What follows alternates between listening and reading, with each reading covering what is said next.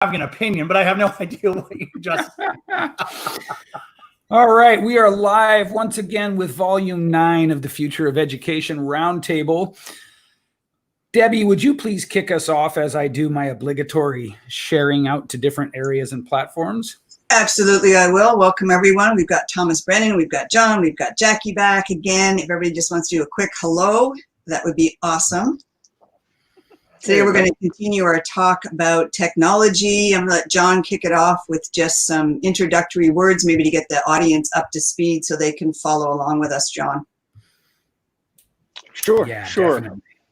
So from an augmented extended reality perspective?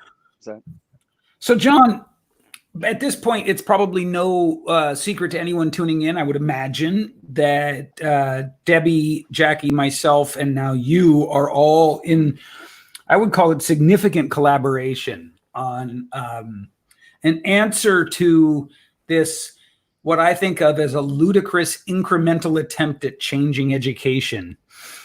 We are going full force, as Michael Gerber says, whole hog plus the postage, to really do something different. And so to that end, we speak off camera all the time. What you guys watching and listening now and in the future don't know is today John sent us a link to something I believe called GeoGlass, G-I-O, which looks to be the next iteration in AR, VR, XR possibilities. Would you say that that's accurate? Yeah, for sure. They've taken a giant step forward. Would you tell us a little bit about what they are, your sort of take on them from a long career in tech at a high level, and then what the possibilities are that these offer? Sure. So this company has been around for a little while. You know, it's out of Mumbai, and the tech sector has just been pouring money into this company. They are creating a 5G network in India, which makes them a heavy player in 5G technology. And then they took it a step further, and now they're capitalizing with their extended reality technology on their 5G platform.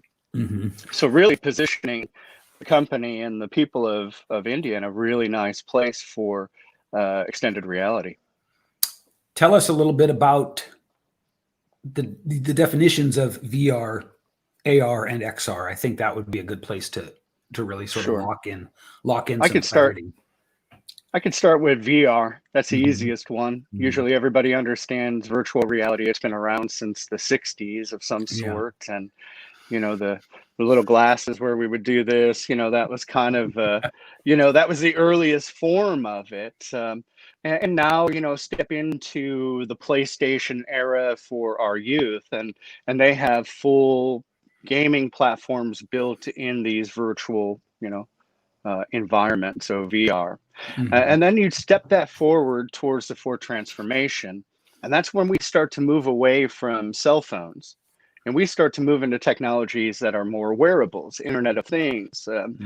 But then now these AR, so augmented reality, it takes you, instead of a virtual environment, and it puts you in this augmented. So you see your environment instead of being closed off from a virtual, where you're kind of just stuck in this world.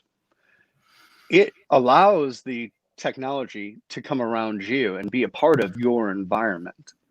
So that's where augmented comes from. It augments your physical environment, right? And then extended reality.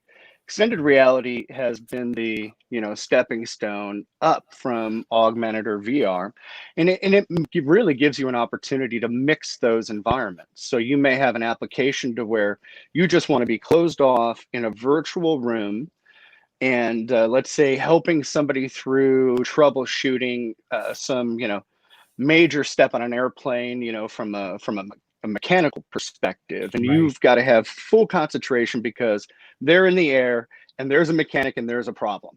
So somebody has to dial into them, be able to walk them through how to do this, or else everybody's in peril. Well, you can have that kind of environment where you're just shut off and have that. But then once you save the world, you just step out with that same type of technology, and now you're walking down the street going to get coffee. And as you're walking and getting coffee, you see everything. You're not, of course, at risk to walk into things. You're actually in better position than having your cell phone, right? Well, cell phone, we're all doing this all the time, right? Yeah. Well, when you're now head up and you're involved in this environment, now you can walk down the street and interact with things. Oh, well, Starbucks, here's a coupon that's just floating here, and I, hit it like if I was in a video game, I could hit it with my head if I wanted to. It doesn't matter because it's not real, but I see it there.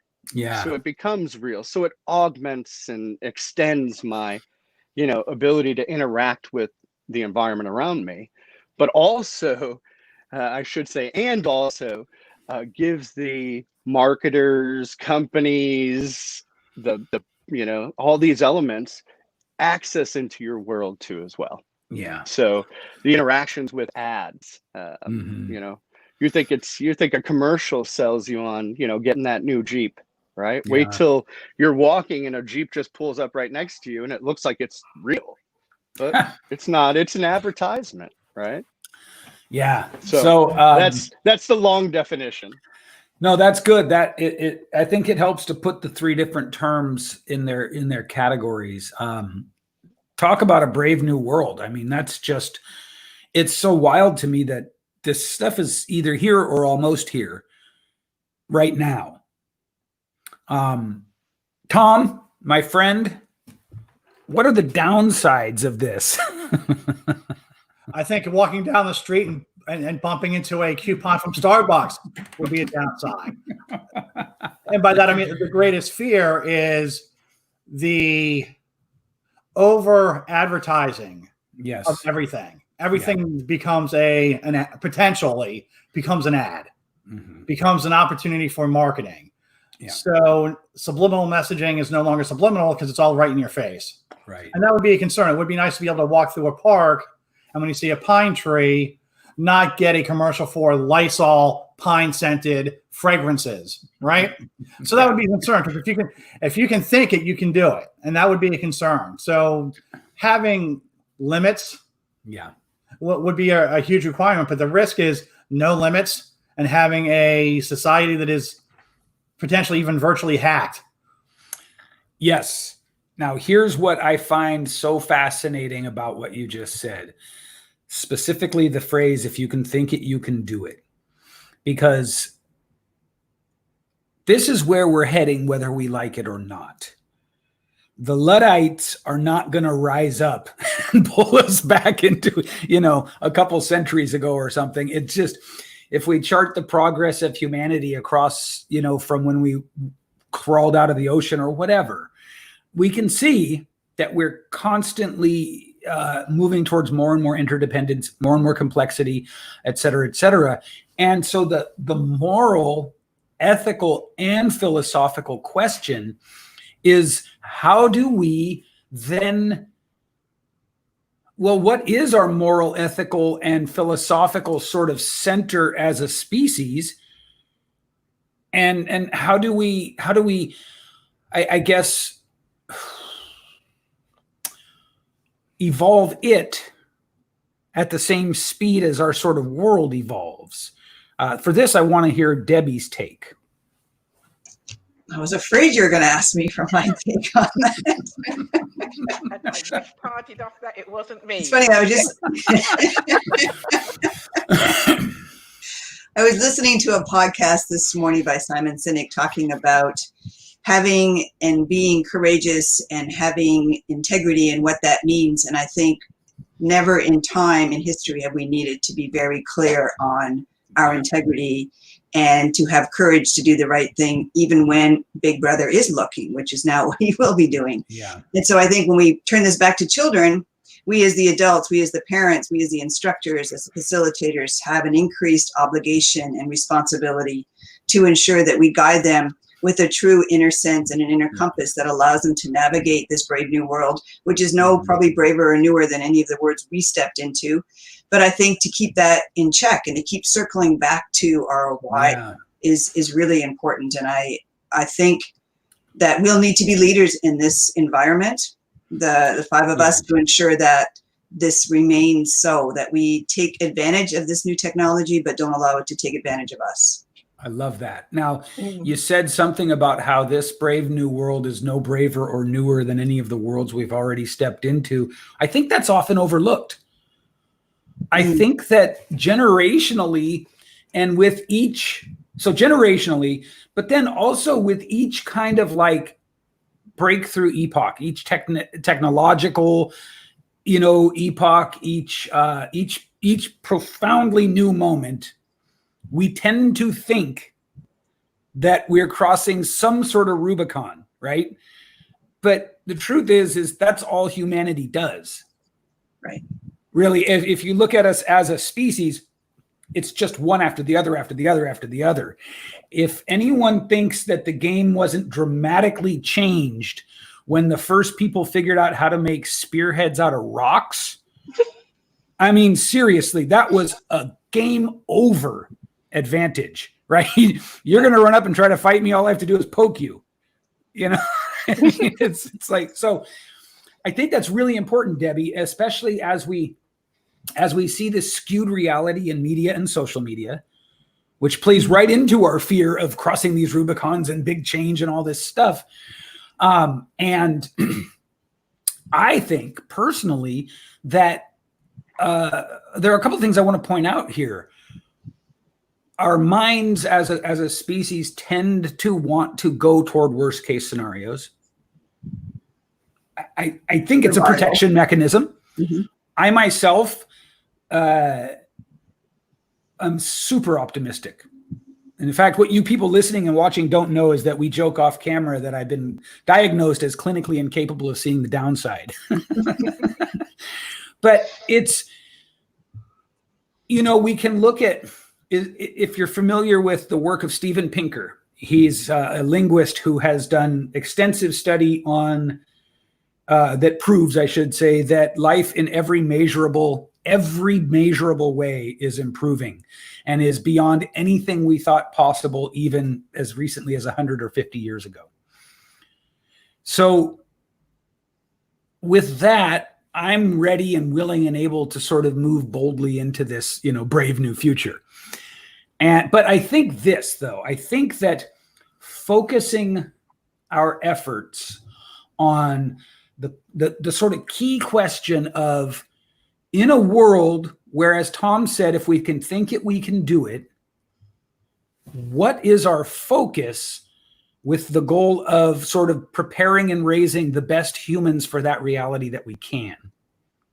Jackie, what do you think our focus should be in trying to raise and prepare the best humans we can for this sort of uncharted reality? I would say it's to ensure that their curiosity is built to a certain level so that they're not, they want to know more, they want to pick up that stone to see what's underneath it. They want to know, with your stone and you're sharpening the ends, they want to know why they would use each end of it. It's often battered in that kind of creativity, and curiosity is actually battered into nothing in the current system, because it might be the fear that you spoke about, the fear of change, the untested. What will happen if they get more curious? What will we have to do to keep up with it? When in reality, if they were able to try things, and see what happens more, we'd have more enriched students who were more engaged in the whole process. So then, why isn't that happening more now, and what do we do to facilitate that at a structural level? At a structural level, we have to look back at the economics of the situation.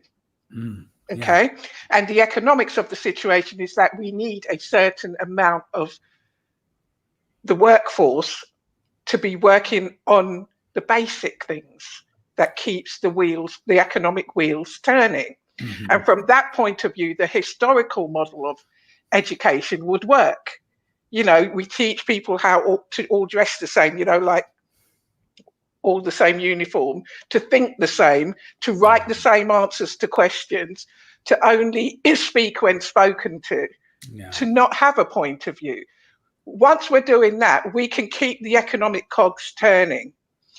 If we spent more time on developing curiosity and wanting to try new things, there's the potential for chaos unless we invest in it and look for the best best outcomes. Yeah. I personally think it's a resourcing issue. It's a fear issue.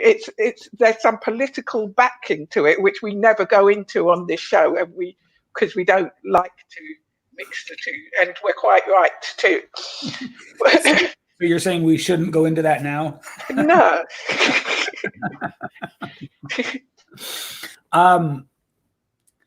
To me, what I envision as sort of the emblematic kind of, I don't know if it's more of an end point or a starting point of the future, but is that idea that I share with you guys from time to time about Tony Stark, right? And how he engages with his technology.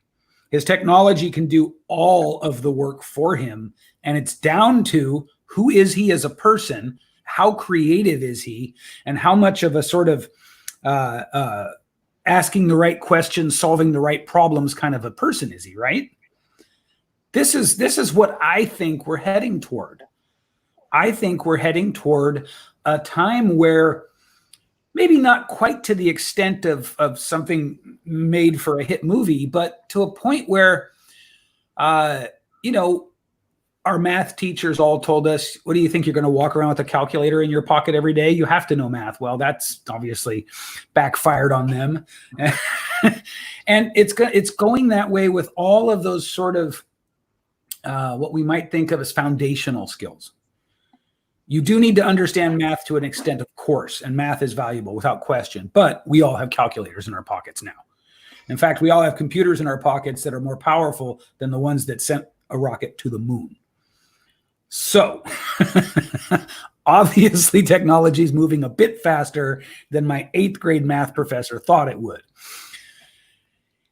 If we follow that trajectory out, it makes sense. And John, this is something that you have spoken with us at length about, which is that you believe that at some point we're all going to have avatars, bots, personal assistants, in the way that Tony Stark has Jarvis and then Friday and all of those like cool AI helpers that he can just talk to.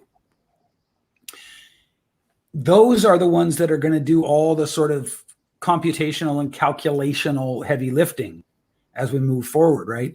And so, gosh, to me, it really seems to come down to integrity, ethics, like what's the irreducible essence of raising a good person?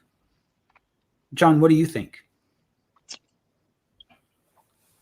I think that we'll all have like a pile of skills, right? Yeah. And we'll all have a toolbox to be able to use. And I'm looking ahead, right? I'm looking into the future. So sure, we all have some sort of assistant. If you ask that lady who starts with an A, she's a bot, she's an assistant. She's right there. Right? I know, I'm not gonna say it.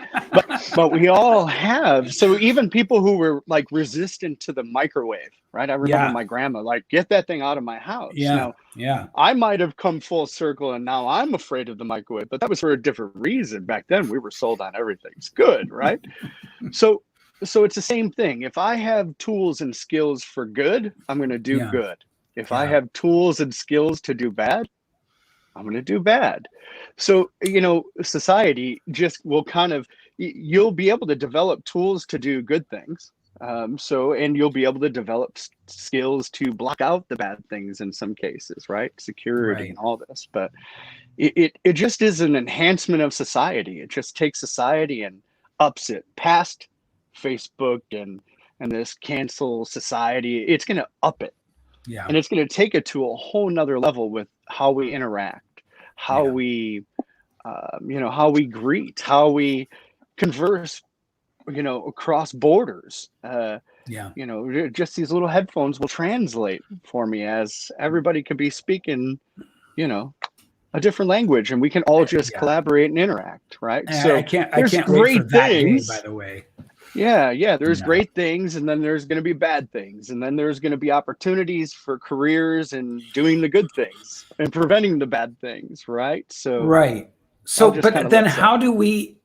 It's everything that we're saying here seems to make it more and more clear to me that the essence of education then, moving forward, is really about an evolution of what we might now call the soft skills.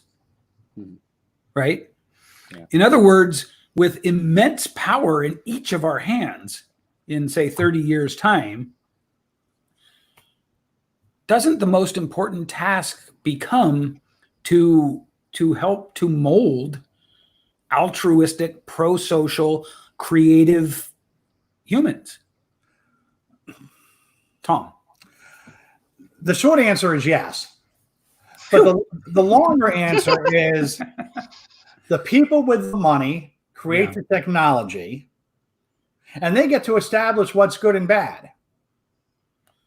And that is my concern, is that if you look at the situation in the United States today, the North-South, take down the Confederate statues, leave the Confederate statues. Yeah. I don't think anyone is purposely being unkind or mean-spirited, but there are two distinct thoughts. And a technology standpoint, they could be multiple thoughts.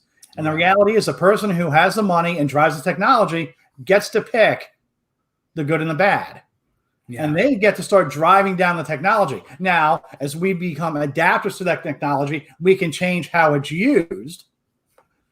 But the concern I would have is that initial foundation that's being laid is going to be laid by the agenda and the goodness of thought and purity of action of those that initially develop it. So it's nice that we talk about good versus evil, and we want obviously good to win, but the people that define the technology, create the technology, and have the money get to define what's the good and what's the evil. I think that's true to an extent. As you're saying these things, Tom, I'm thinking of the funny bias that I see playing out now on social media, specifically regarding the details of the coronavirus outbreak. Right. And there's an interesting phenomenon or bias that I'm seeing. Whatever side we're on, if we are indeed have chosen a side in this thing, which is a bit like finger wagging on the Titanic, right? It's so that's a different conversation, but it's a bit like being at the stern, right, or the tip of the ship and going, "See, I told you we were sinking." You're sinking too. But the bias that I see is that if I'm reading all the language incorrect, nobody sees how many people have taken their side. They speak as though they think the whole world but them has gone mad, right? Which is, of course, inherently untrue. And so I think that there's some truth to what you're saying, or at least some potential to be aware of. But I also think that agendas can't really penetrate as deeply into the population as we worry, and as I think some people want them to. I think history would prove otherwise. I mean, we could go back to WW2 and look at what that's an easy go-to for sure. And there are other things like that. Yes. If you look at the Black Lives Matter situation, that went from the death of George Floyd to a 46-state, 100+ city eruption of protest in no time whatsoever. Well, and I think that when the zeitgeist gets condensed enough, it explodes. Right. But over a long enough timeline, we always move toward greater and greater democratization. Now, it's not without huge upheavals. Right. But there's always, the trend never fails toward greater and greater democratization, higher and higher freedoms, more and more acceptance. A lot of people have what I think of as like death rattles around this kind of stuff, like true racism as an example doesn't want to be found out, and it doesn't want to go away. But if the trends continue, I would say substantially within a couple, 2 or 3 generations, it's going to be allocated, well, whatever, to the deepest, darkest corners of humanity and nowhere else. But it's going to fight like hell in the meantime. Sure.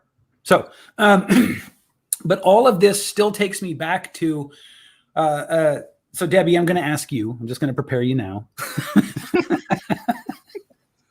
And I ask you because you have a framework that addresses not just the academic part of educating people, but the human part. I really, really want to get our teeth into knowing but taking our best guess at where we're heading. How do we make sure we're nurturing the best in people?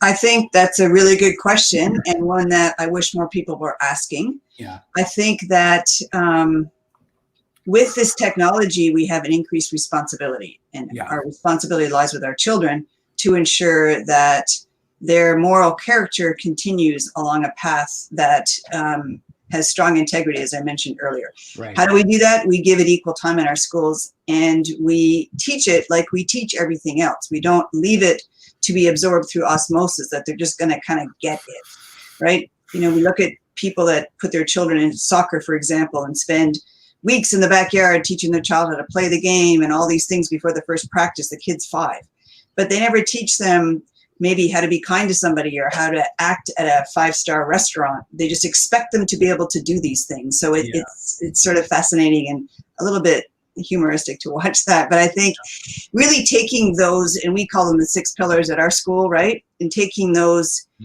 areas that we know to separate us from machines, what makes us truly human, and to embrace those and to teach them in a way that is received and engaging with our students so that they truly want to be.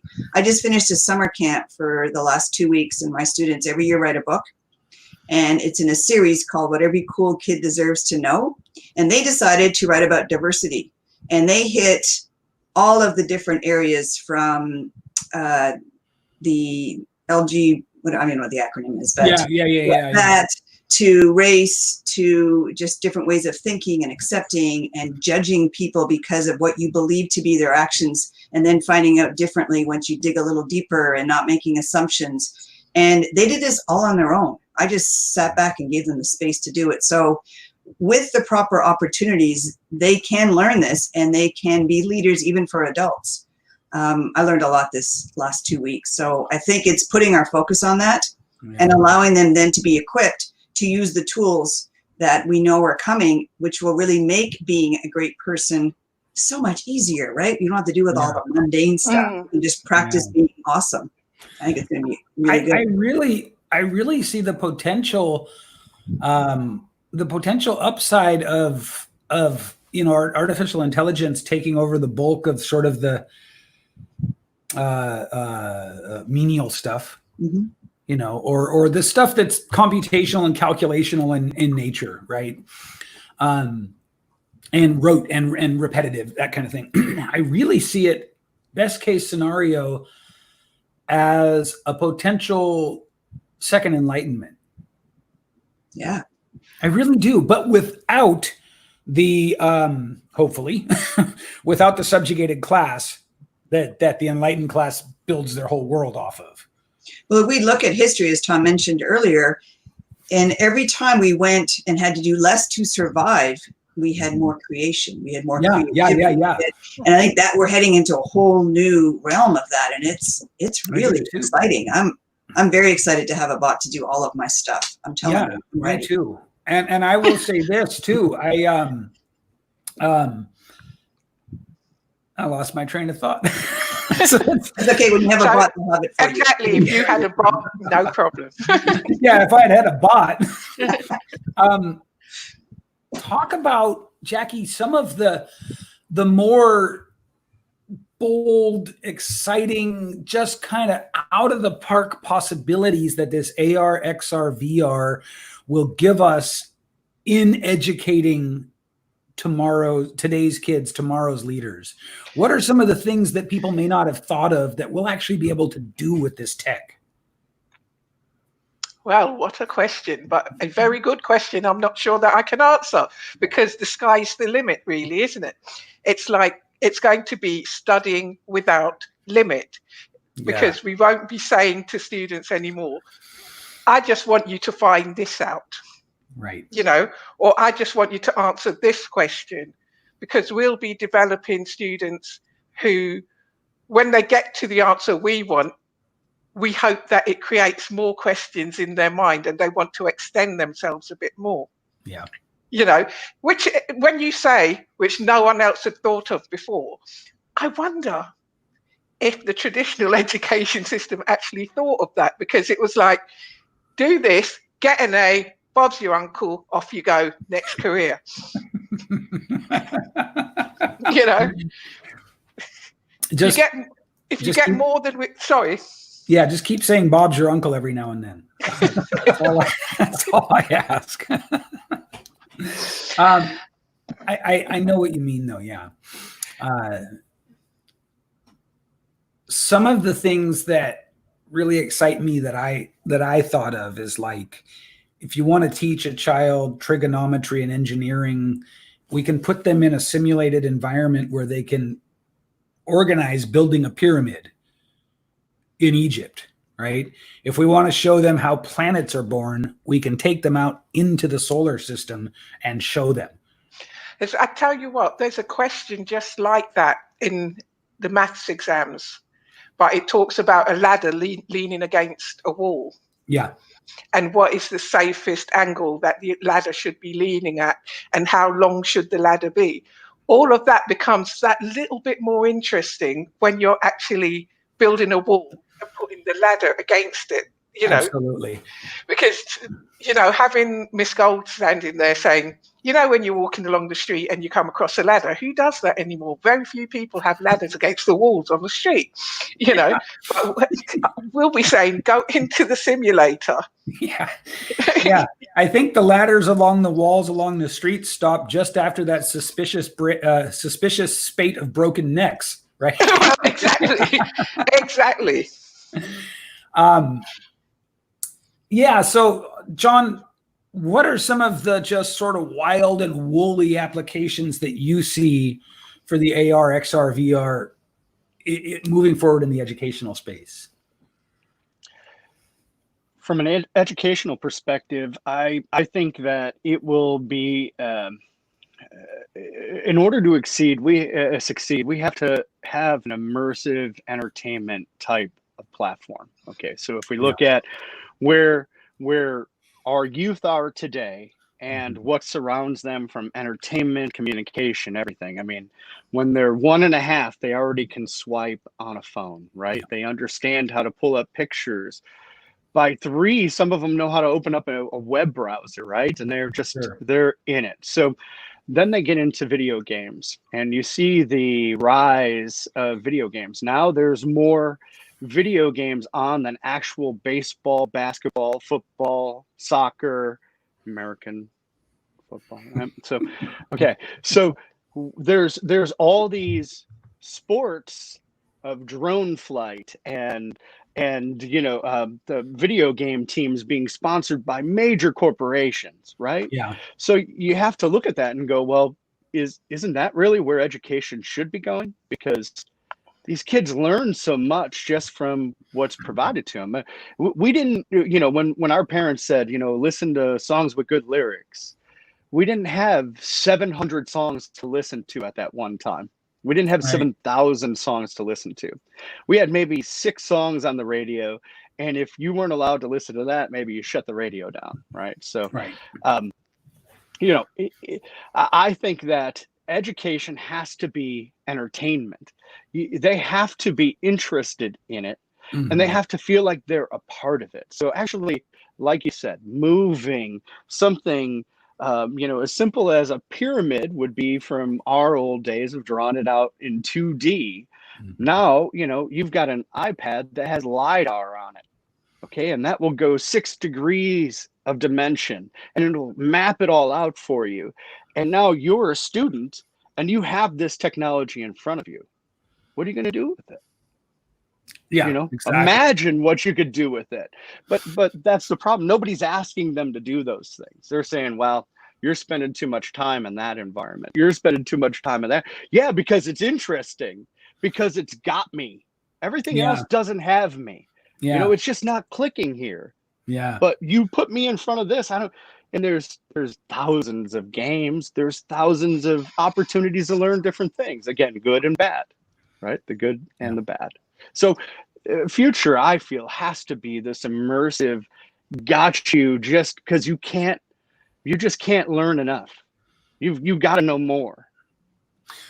Or even you've got to experience more and sort of learn through the experiencing without it ever having the sort of current stigma with kids of learning, right? There's definitely a sense of stigma around education, I think, stigma around learning. I see lots and lots of kids who just respond to those words negatively. And of course, the words have the Pavlovian association of school, which we're endeavoring to change completely. But what you're talking about sounds to me like it's a lot more like just go in, experience. Much of the learning sort of happens under the radar. And then you just come out more sort of thoroughly educated. You're still going to need a physical presence, right? You're still going to need to use your hands and that. So there's still those hard skills of that. Yeah. But you're right. The underlaying is, how do you use it? Yeah. What is front and center for you hearing all of this, Tom? Well, I'm thinking about the technology that John has mentioned and the educational aspect. And I keep going back to Faneuil Hall in Boston. Imagine what it would be like to show up in Faneuil Hall today, put on some sort of virtual reality headgear, glasses, whatever it is, and all of a sudden your chowder stands and your lobster rolls are gone, and it's now populated by colonialists having their conversations and actually becoming immersed in what was going on at the time. Yeah. That's, if you take a look at what they do in a lot of museums, you go to a little late, you press a button, you put on the headphones, and they talk you through it. I see this as taking that a step further and saying you push the button and you're actually living it. Yeah. You may not be able to actually interact with Thomas Jefferson or whoever happens to be there, but to hear and see the environment that they were in and the circumstances they were up against, and hearing the dialogue, what a great way to actually learn. Conversely, I know that we have talked about what's the value of Shakespeare. Yeah. Well, we're going to listen to Romeo and Juliet, but instead of reading it, you are now going to be in the courtyard eavesdropping on Romeo and Juliet, doing the Romeo, where art thou? And you're actually going to experience and better understand word choice and selection, and have a greater appreciation of the times. Now, that's not necessarily being in your current environment, but it's taking your current environment and converting it to what the environment used to be. Yeah. Or what significant items happen in this particular area. Right. So it makes education a little more exciting. And then for people who may not be able to go and to Faneuil Hall in Boston, well, I'm going to put in my Faneuil Hall disc, and we're actually going to talk about, the Boston Massacre, the Boston Tea Party from the perspective of the colonialists. And I don't need to be in Boston to do that, but I can live it in Austin, Texas. I can live it in London, England, just because I have the technology to do that and really feel and experience what they're going through. Yeah. So I think those are huge wins from the technology standpoint. And as we roll out these new technologies, I think it should be mandated that they start with an educational bent first, and then worry about getting into the advertising aspect of things. Yeah. Let's test them for good, validate that, yes, they have value, that they are a positive, and then we can worry about, the First Continental Congress brought to you by Pepsi. We'll worry about that later. But initially, let's just get it out and let the learning and see can it actually do. Yeah. And invoke all the positive things we think it can. Yeah. And put that first versus putting the economic aspect of the technology front and center. One of the things that we at least have discussed within the sort of parameters of We School is owning the platform and bringing in, we anticipate lots of relationships with sectors of the economy. And in fact, ultimately, we hope to have that be what funds the whole school so that we can give everyone a private school education for free. That's the big dream. But others and yourself, Tom, have rightly brought up, how much marketing, how much advertising, how much brand position do you want kids to have or to be exposed to, while they're learning, right? Like, brought to you by Pepsi, the First Continental Congress. And it's a valid point. And so what we've discussed to some extent, and we haven't fleshed this out yet, but we believe that at least within the educational environment, we can make the promise of return for them so lucrative and so appealing that they don't need to be inundating the kids, during the educational process. That's the hope. I think that that's far too big of a topic to start on toward the end of this call, but one that we should get into, right? I think it's a very important topic.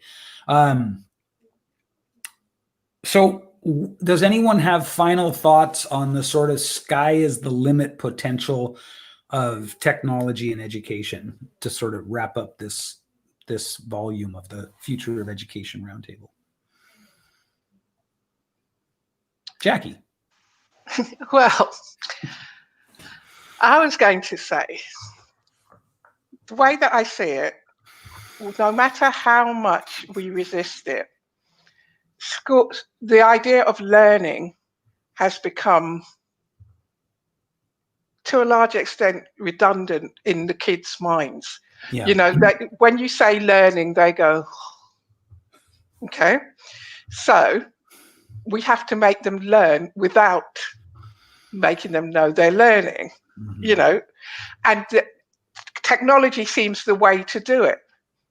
An example is, as much as I do not understand FIFA, okay, I'm sure FIFA could resolve something which I often came across in the classroom, which was little boys saying, I don't need maths because I'm going to be a footballer. And I'd respond with, even footballers need maths because they have to know when they're kicking the ball towards a goal, those long shots, which angle they need to kick it at to get it in.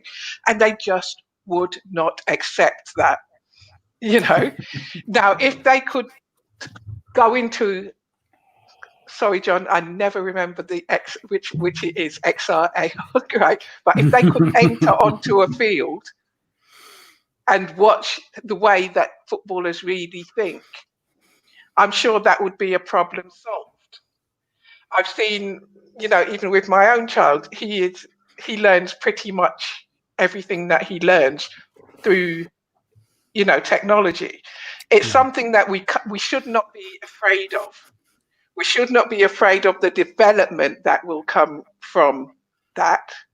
What we should be is embracing the growth that can come from it. The growth that can come from not setting limits on our students and saying to them, what, you're right here, right now. Let's go let's set stones where you can look at how you're doing and motivate yourself more. Yeah. Can I add something, Manny? Yeah. So I just want to make a distinction for our listening audience that we're not talking about what's taking place across America this fall, which is virtual classroom through Zoom. Right. I just want to make sure we're really clear, because that is just using technology to teach the same old way, right? We're talking here about a new way to educate using a different tool. And I just want to make sure we're very clear about that, because we're going to edutain, which is to educate and entertain our students. And from that, we end up with kids who are engaged, who remember things, who feel a sense of control over their learning, who have purpose and meaning. And that's, in my experience, those are the characteristics that you need to fully engage a child who loves learning, right? Children love to learn. We just like, wring it out of them, you know, with the current education system. So shame on us. Well, not shame on us because we're fixing it, but shame on all of them.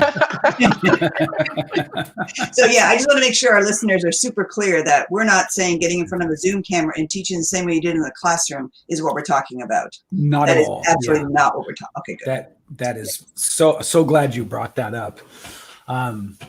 What we are talking about here is completely looking at the educational process with a new lens. We are talking about ruthlessly cutting out all of the redundancy, all of the